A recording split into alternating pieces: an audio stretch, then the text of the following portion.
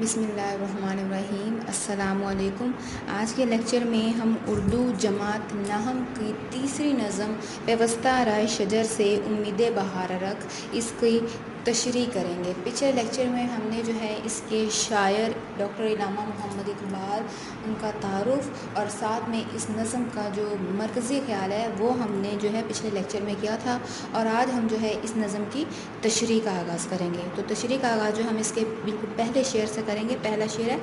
ڈالی گئی جو فصل خزاں میں شجر سے ٹوٹ، ممکن نہیں ہری ہو صحاب بہار سے۔ تو سب سے پہلے تشریح سے پہلے اس کے مشکل الفاظ کے معنی لکھ لیں۔ پہلا لفظ ہے ڈالی۔ ڈالی بولتے ہیں شاخ یا پھر ٹہنی کو، اور فصل خزاں، فصل خزاں یعنی خزاں کا موسم، شجر درخت۔ اس کے بعد ہے صحاب بہار۔ صحاب بہار کہتے ہیں بہار کا بادل، کیونکہ صحاب وہ بادل کو کہا جاتا ہے، تو صحاب بہار یعنی بہار کا بادل۔ تو اس شعر میں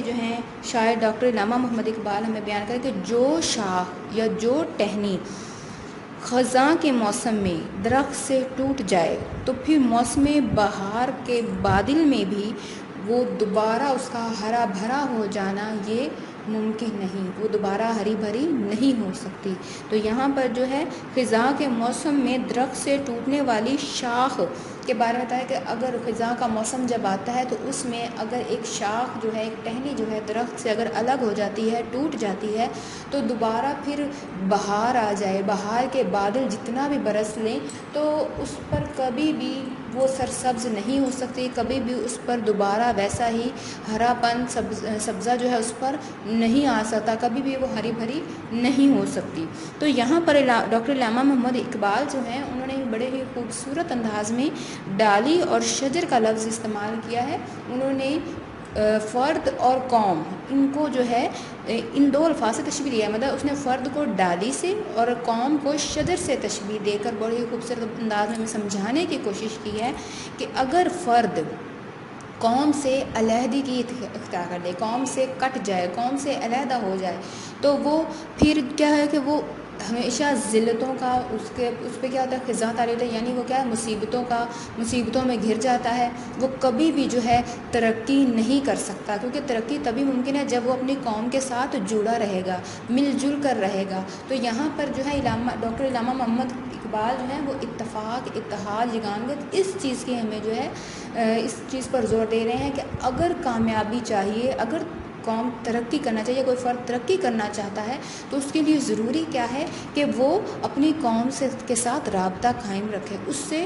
جڑا رہے، کیونکہ جو فرد اپنی قوم سے علیحدگی اختیار کرتا ہے یا اسلام سے دوری اختیار کرتا ہے، ملت اسلامیہ سے دور ہو جاتا ہے، تو وہ کبھی بھی زندگی میں کامیاب نہیں ہو سکتا۔ تو یہاں پر ڈالی اور شجر کا لفظ استعمال کر کے انہوں نے ہمیں یہ بات سمجھانے کی کوشش کی کہ جس طرح ایک ڈالی وہ درخت سے علیحدہ ہونے کے بعد اس پر جتنی بھی بہاریں آ جائیں وہ کبھی ہری بھری نہیں ہو سکتی، تو اسی طرح ایک فرد جب اپنی قوم سے علیحدگی اختیار کرتا ہے، علیحدہ ہو جاتا ہے، تو پھر وہ کبھی بھی کامیابی اس کا مقدر نہیں بنتی، اسے ناکامیوں کا منہ دیکھنا پڑتا ہے۔ اس کے بعد ہمارا دوسرا شعر ہے لازوال عہد خزاں اس کے واسطے، کچھ واسطہ نہیں ہے اسے برگو بار سے۔ پہلے ہم اس کے الفاظ میں لازوال جسے زوال نہ ہو، اس کے بعد ہے عہد خزاں، تو یہ بھی کیا ہوگا، خزاں کا موسم، مطلب جو خزاں کا دور ہوتا ہے اس کو بولتے ہیں۔ اس کے بعد برگو بار، پتے اور پھول۔ تو یہاں پر ڈاکٹر علامہ محمد اقبال وہ بتا رہے ہیں کہ درخت کی جو ٹہنی ایک دفعہ خزاں کے دور میں اس سے جدا ہو جاتی ہے درخت سے،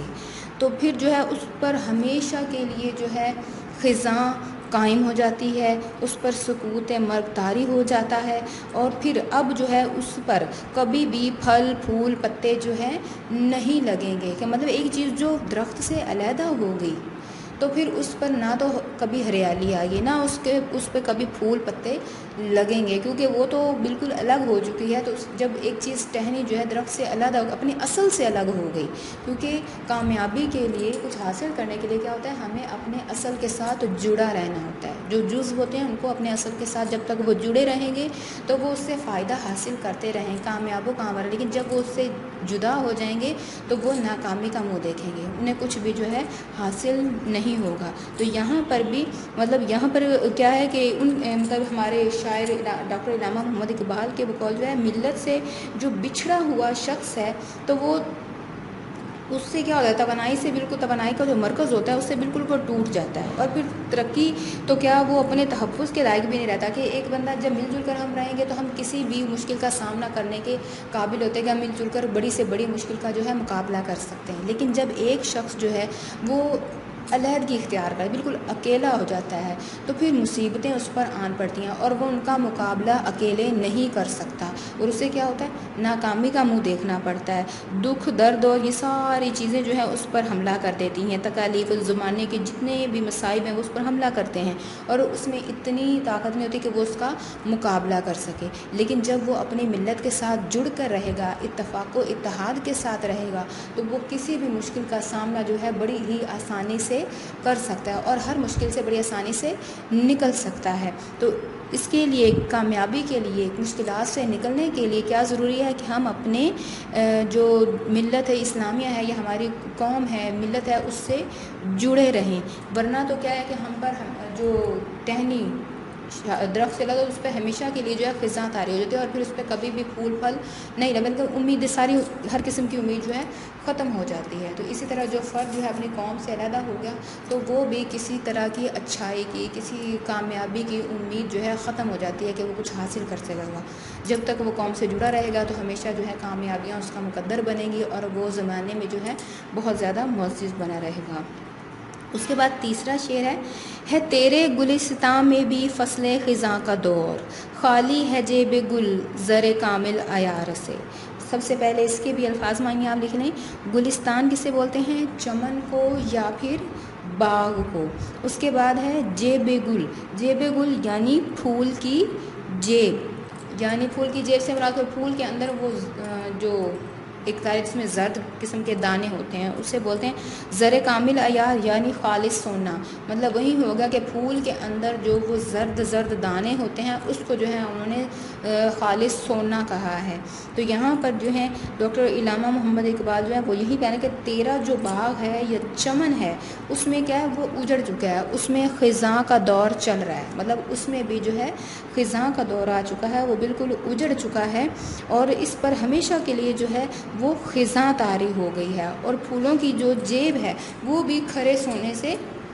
خالی ہو گیا، کیونکہ جب وہاں پر بہار کے آثار ہی نہیں ہیں، ایک باغ میں خزاں چھا چکی ہے، تو خزاں کے موسم میں کیا ہوتا ہے، پتے جھڑ جاتے ہیں، پھول مرجھا جاتے ہیں، اور جب پھول مرجھا جائیں گے تو ان کے جو زرد دانے ہوں گے، جو ان کی وہ بھی جو ہے جھڑ جائیں گے، ختم ہو جائیں گے، اور ان کی جیبیں بھی جو ہے بالکل خالی ہو جائیں گی۔ تو یہاں پر بھی ڈاکٹر علامہ کہ تیرا پھول جو ہے اس پر جو ہے خزاں جو ہے، خزاں کا جو ہے خزاں کی زد میں آ گیا، اور اس پر ہمیشہ کے لیے جو ہے خزاں طاری ہو گیا، اور اس کے پھول کے جو زرد دانے ہیں وہ ان سے پھول ان کے محروم ہو چکے ہیں، اور یہ مستقبل میں جو مطلب اس نے جو پھلتا پھولتا جو ہے اب وہ نظر نہیں آتا کہ وہ آگے جو ہے مزید پھلے پھولے گا، کیونکہ اس پر جو ہے خزاں طاری ہو چکی ہے، اس سے علیحدہ ہو چکا ہے۔ تو علامہ اقبال کا یہ خاص احسان ہے کہ انہوں نے ہمارے لیے کیا ہے کہ عشق و عاشقی کے قصے چھیڑنے کے بجائے جو ہے اپنی شاعری کے ذریعے تعمیری فکر کو فروغ دیا ہے۔ مطلب انہوں نے کیا ہے، مسلمانوں کو ان کی بدحالی پر جھنجھوڑ کر نہ صرف ان کو محرکات کا تجزیہ کیا ہے بلکہ باقاعدہ علاج بھی تجویز کیا ہے۔ انہوں نے ہمیں بتا بھی دیا ہے کہ صرف یہ نہیں کہ باقی شعراء کی طرح انہوں نے بھی صرف عشق و عاشقی کے قصے چھیڑے ہوں، انہوں نے حالات کو دیکھتے ہوئے کہ جس طرح اس وقت مسلمان زوال کا شکار تھے، انتشار کا شکار تھے، ایک دوسرے سے بکھر چکے تھے، بکھرے ہوئے تھے، تو ان کو متحد کرنے کے لیے، اکٹھا کرنے کے لیے انہوں جو ہے اپنی نظموں کے ذریعے جو ہے ان کو متحد کیا، اکٹھا کیا، اور اس چیز کو اپنا موضوع بنایا شاعری میں۔ تو یہاں پر بھی انہوں نے یہی چیز ہے کہ اپنی ملت کو جو ہے ایک باغ سے تشبیہ دے کر، ایک درخت سے تشبیہ دے کر، مختلف الفاظ استعمال کر کے جو ہے استعارے اور تشبیہات استعمال کر کے جو ہے انہوں نے یہاں پر ہمیں ہمارے سامنے جو ہے ایک پیغام دیا ہے، قوم کو جو ہے بیدار کرنے کی کوشش کی ہے کہ تیرے باغ میں، تیرے چمن میں جو ہے خزاں کا دور چل رہا ہے۔ مطلب کیا ہے، اس وقت مسلمان جو ہیں زوال کا شکار ہو گئے ہیں، ان پر طرح طرح کے اس وقت مظالم ہو رہے ہیں اور وہ دین سے دور ہو چکے ہیں، کیونکہ جس دور میں علامہ اقبال مطلب اپنی شاعری کی یا انہوں نے نظمیں لکھی، اس وقت مسلمان کیا تھے، زوال کا شکار تھے، اور وہ اپنے ہی بدعمالیوں کی وجہ سے جو ہے اس کا ہوئے تھے کہ انہوں نے حکمرانی کی، پوری دنیا پہ حکمرانی کرنے کے بعد اس کے بعد جو ہے وہ زوال کا شکار ہوئے صرف اپنی بدعمالیوں کی وجہ سے، اور دوسروں نے اس سے بھرپور فائدہ اٹھایا۔ تو ایسی صورت میں انہوں نے اپنی نظموں کے ذریعے جو ہے مسلمانوں کو بیدار کرنے کی کوشش کی ہے کہ تم لوگ اتفاق، اتحاد کے ساتھ مل کر جو ہے اس مشکل وقت کا جو ہے سامنا کرو۔ اس وقت تمہارے اندر جو بھی قابلیت تھی، جو بھی جوہر تھے، وہ سارے کیا ہے ختم ہو چکے ہیں۔ تم نے کیا ہے، تم لوگوں میں انتشار پیدا ہو، تم نے علیحدگی اختیار کر لی ہے، قوم سے دور ہو گئے ہو، اپنے مذہب سے دور ہو گئے ہو۔ تو کامیابی اگر چاہتے ہو تو قوم کے ساتھ جڑے رہو، اتفاق اتحاد کے ساتھ ہو اور مذہب سے جڑے رہو، تبھی تم جو ہو اپنے ہر مقصد میں کامیابی حاصل کر سکتے ہو، اور تمام تر کامیابیاں جو ہیں وہ تمہارا مقدر بن سکتی ہیں۔ آج کے لیے اتنا ہی، آج کے لیے صرف یہ 3 اشعار ہیں یہ جو ہم نے تشریح کے لکھے ہیں، باقی جو ہے ہم نیکسٹ انشاءاللہ باقی اگلے لیکچر میں جو ہے اس کو مکمل کریں گے۔ تو آج کے لیے صرف یہ 3 اشعار ہی کافی ہیں، تو اس کی تشریح بھی آپ نے جو ہے، اس کے الفاظ معنی بھی اور تشریح بھی آپ نے جو ہے ہوم ورک میں کرنی ہوگی۔ اللہ حافظ۔